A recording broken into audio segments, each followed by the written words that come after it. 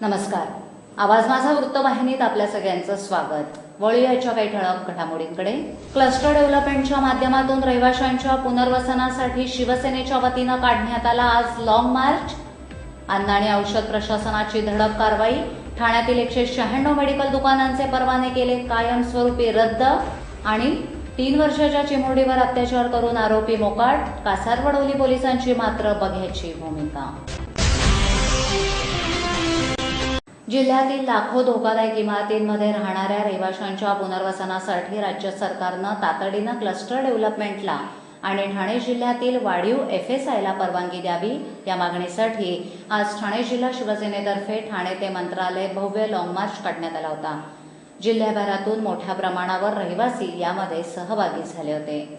शिवसेना ठाणे जिल्हा प्रमुख आमदार एकनाथ शिंदे यांच्या नेतृत्वाखाली हा लॉंग मार्च निघाला. यामध्ये ठाणे जिल्ह्याचे आमदार, नगराध्यक्ष, नगरसेवक, विभाग प्रमुख, शाखा प्रमुख, शिवसैनिक आणि लाखो रहिवासी सहभागी झाले होते. ठाणे जिल्ह्यातील अधिकृत आणि अनधिकृत धोकादायक इमारतींमध्ये लाखो रहिवासी आपला जीव मुठीत घेऊन राहत आहेत.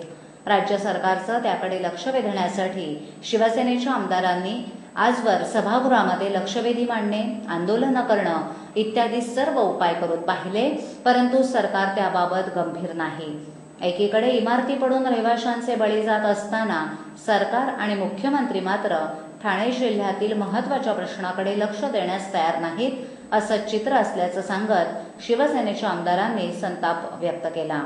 दरम्यान बेकायदा बांधकामांमधील रहिवाशांच्या पुनर्विकासाबाबत जितेंद्र आव्हाड यांनी याआधीच राज्य सरकार विरोधात उपोषणाला बसण्याचा इशारा दिला होता.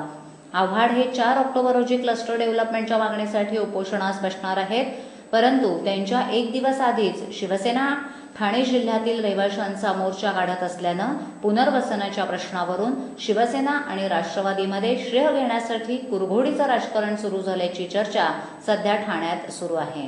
फार्मासिस्ट नसलेल्या आणि ग्राहकांना बिलं न देणाऱ्या ठाणे विभागातील 196 मेडिकल दुकानांचे परवाने हे कायमस्वरूपी रद्द करण्यात आले आहेत, तर 175 दुकानांचे परवाने काही काळाकरता निलंबित करण्यात आले असल्याची माहिती अन्न आणि औषध प्रशासन विभागातर्फे देण्यात आली आहे.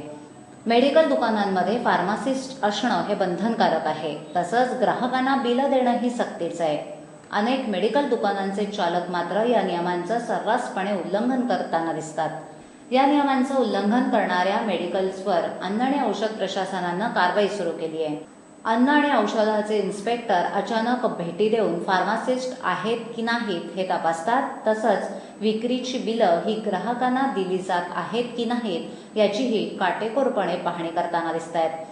औषध आणि सौंदर्य प्रसाधन कायदा 1940 नुसार ही कारवाई करण्यात येत आहे.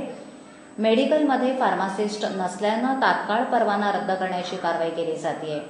बिलं दिली नसल्यास परवाना 30, 60 किंवा 90 दिवसांसाठी निलंबित करण्यात येतोय. त्यासाठी कारणे दाखवा नोटीस देऊन संबंधित मेडिकल चालकाला त्याची बाजू मांडण्याची संधीही प्रशासनाच्या वतीनं दिली जाते. गेल्या 6 महिन्यामध्ये 175 दुकानांचे परवाने रद्द करण्यात आले आहेत, असं अन्न आणि औषध प्रशासनातर्फे सांगण्यात आलंय. तसंच त्यांनी ग्राहकांना मेडिकल दुकानातून बिलं घ्यावी असंही आवाहन करण्यात आलंय. सालाबादाप्रमाणे यंदाही संकल्प नवरात्र उत्सवाच्या वतीनं आपला दांडिया 2013 या नवरात्र उत्सवाचं आयोजन संकल्प चौक रघुनाथनगर इथे करण्यात आलं असून उत्सवाचं हे 8वं वर्ष आहे. संकल्प प्रतिष्ठानचे अध्यक्ष आणि स्थायी समिती सभापती रवींद्र फाटक यांच्या नेतृत्वाखाली या कार्यक्रमाचं आयोजन करण्यात आलं असून जागृत स्थानी विराजमान होणारी ही देवी नवसाला पावणारी तसंच भक्तांची मनोकामना पूर्ण करणारी असल्याचं रवींद्र फाटक यांनी आज घेतलेल्या एका पत्रकार परिषदेत सांगितलं. यावर्षी काल्पनिक राजस्थानी महलचा देखावा कला दिग्दर्शक प्रसन्न कारखानेस आणि यशवंत पाटील यांच्या संकल्पनेतून साकारण्यात आला असून लाईव्ह डेकोरेटर्सच्या विद्युत रोषणाईच्या झगमगाटात तसंच ओम बीट्स एंटरटेनमेंटद्वारा अत्याधुनिक साऊंड सिस्टीमच्या तालावर ख्यातनाम गायक कलाकार दांडिया रसिकांचा आनंद द्विगुणित करणार आहेत.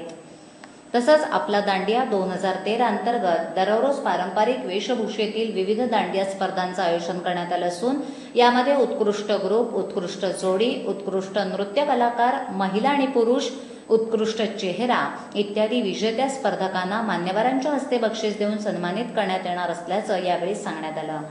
देवीच्या आगमन मिरवणुकीमध्ये सुमारे 1000 कलाकारांचा ताफा असून त्यामध्ये गोंधळी, महिला, लहान मुलं मुली, लेझिम पथक, धनगरी ढोल, गजनृत्य, डांगी नृत्य, आदिवासी नृत्य, ढोल तारपा, झांज पथक आणि दांडपट्टा इत्यादींचा समावेश असणार आहे। या उत्सवामध्ये ठाणेकर नागरिकांसाठी विशेषतः लहान मुलांकरता आनंद मेळावा अंतर्गत विविध करमणुकीची आणि खेळाची साधनं तसंच स्टॉल्स यांचे रहेजा रोड तरण तलावालगतच्या मैदानात आणि राम मराठे कला क्रीडा मंचाच्या मागील मोकळ्या जागेत आयोजन करण्यात आलंय। तरी या आनंद मेळाव्यात सर्वांनी सहभागी व्हावं असं नागरिकांना आवाहन संकल्प नवरात्र उत्सवाच्या वतीनं करण्यात आलंय। विरोधकांच्या अपप्रचाराला सोशल मीडियाच्या माध्यमातून उत्तर देण्यासाठी काँग्रेस कार्यकर्त्यांना प्रशिक्षित करण्यात येणार असल्याची माहिती काँग्रेसच्या कम्युनिकेशन विभागाचे प्रवक्ता आणि प्रभारी सचिन सावंत यांनी ठाण्यात दिली। काँग्रेस कार्यकर्त्यांना सोशल मीडिया प्रशिक्षण देण्याची मोहीम देशभर सुरू असून त्याची माहिती देण्यासाठी ते ठाण्यात आले होते। ठाणे विश्रामगृहातील पत्रकार परिषदेत ते बोलत होते। यावेळी प्रदेश सचिव मनोज शिंदे, शहर अध्यक्ष बाळकृष्ण पुर्णेकर, शहर सरचिटणीस सचिन शिंदे इत्यादी मान्यवर उपस्थित होते। महाराष्ट्र प्रदेश काँग्रेस कमिटीनं ऑक्टोबर महिन्यामध्ये राज्यातील 5 प्रमुख शहरांमध्ये सोशल मीडिया प्रशिक्षण शिबिरं आयोजित केली आहेत। पहिलं शिबिर 4 ऑक्टोबर रोजी बालगंधर्व पुणे इथे होणार आहे। दुसरं शिबिर हे 6 ऑक्टोबर रोजी टिकटॉक प्लाझा ठाणे, तिसरं शिबिर 18 ऑक्टोबर रोजी रावसाहेब थोरात सभागृह गंगापूर रोड नाशिक, चौथं शिबिर 20 ऑक्टोबर रोजी औरंगाबाद तर 5वं शिबिर 25 ऑक्टोबर रोजी नागपूर इथे होणार असल्याची माहिती यावेळी देण्यात आली। बाबा उद्या फी भरावीच लागणार। पैसे पाठवू कसे? सोपं आहे। टीजेएसबी मध्ये खातं आहे? हो आहे। गुड। एटीएम कार्ड आहे? मग पैसे इथल्या शाखेत टाका आणि त्याला कुठल्याही एटीएम मधनं काढायला सांगा। बँक नेटवर्कच्या कुठल्याही एटीएम मध्ये तुम्ही टीजेएसबीचे एटीएम कार्ड वापरू शकता। बाबा पैसे मिळाले, आता बँकिंग इज नो टेन्शन यार। कासारवडोली पोलीस स्टेशनच्या हद्दीमध्ये मुच्छाला कॉलेजजवळील नाल्यामध्ये एका 3 वर्षीय चिमुरडीचा मृतदेह अत्याचार करून टाकलेल्या अवस्थेत मिळाल्यामुळे या परिसरामध्ये घबराटीचं आणि संतापाचं वातावरण पसरलंय। 3 वर्षाची चिमुरडी मुलगी आपल्या डॉली नावाच्या कुत्र्याबरोबर घरासभोवतालच्या परिसरात खेळत असताना अचानक 30 सप्टेंबर रोजी गायब झाली। घरच्यांनी खूप शोधाशोध घेऊनही मुलीचा तपास लागला नाही। या बेपत्ता झालेल्या 3 वर्षीय चिमुरडीचा मृतदेह काल मुच्छाला कॉलेज जवळील नाल्यात सापडला। या घटनेमुळे मुलीच्या कुटुंबियांना मानसिक धक्का बसला असून या घटनेबाबत आज मुलीच्या कुटुंबियांनी एक पत्रकार परिषदेत घेऊन अरे या नराधमांना कोणी आवरेल का अशी विनवणी तमाम ठाणेकरांना केली आहे। काही असामाजिक तत्वाने ग्रासलेल्या समाजकंटकांमुळे ठाणे शहर बदनाम होत असून अशा नराधमांना पकडून जबर शिक्षा होणं आवश्यक असल्याचं मत त्यांनी यावेळी पत्रकारांसमोर व्यक्त केलं। 30 सप्टेंबर रोजी बेपत्ता झालेल्या या चिमुरडीचा पोलिसांनी शोध जर वेळेवर घेतला असता तर अशी घटना घडली नसती, परंतु पोलिसांच्या निष्क्रियतेमुळेच असे नराधम मोकाट असून कासारवडोली पोलीस स्टेशनच्या कार्यक्षमतेवरच या घटनेमुळे प्रश्नचिन्ह निर्माण झाले आहे। मुलगी लहान आहे, 3 वर्षाची मुलगी आहे, तर तिथे गेल्यानंतर त्या लोकांनी तिला पकडली असावी आणि तिला कुत्रा जो आहे तो त्या चाळीजवळ त्या झाडाला ते बांधलेला होता कुत्रा, त्याच्यानं ती मुलगी गायब झाली। आम्ही सगळीकडे तिला शोधली, सगळीकडे संपूर्ण दोन आम्ही शोधली तिला, पण ते कुत्रेही सापडले नाही। शेवटी मग आमच्याकडच्या लोकांनी सांगितलं की ते पाठीमागे डबक्यामध्ये जाऊन तिला बघा, चेक करा, कारण तेवढंच फक्त मार्ग झालेला आहे होतं, त्याच्या बॅक साईड तो काही नाहीये। मग तिथे चेक जेव्हा केलं आणि पोलिसांनी बघितलं त्याची कंडिशन इतकी बॅड होती की तिचे डोळे असे पूर्ण बाहेर आलेले होते, तिच्या गळाला काळा असा गळा दाबल्यानंतर कसे ते निशाण होतात, निशाण होते, हातावरून पकडलेले तिला निशाण होते, इथे कपाळावर काळं करून झालेलं होतं, तिची जागा जी असते ती पूर्ण आतड्यांसहित बाहेर आलेली होती। आजच्या ठळक घडामोडी शेवटी पुन्हा एकदा क्लस्टर डेव्हलपमेंटच्या माध्यमातून रहिवाशांच्या पुनर्वसनासाठी शिवसेनेच्या वतीनं काढण्यात आला आज लॉंग मार्च। अन्न आणि औषध प्रशासनाची धडक कारवाई, ठाण्यातील 196 मेडिकल दुकानांचे परवाने केले कायमस्वरूपी रद्द आणि 3 वर्षाच्या चिमुरडीवर अत्याचार करून आरोपी मोकाट, कासारवडोली पोलिसांची मात्र बघ्याची भूमिका।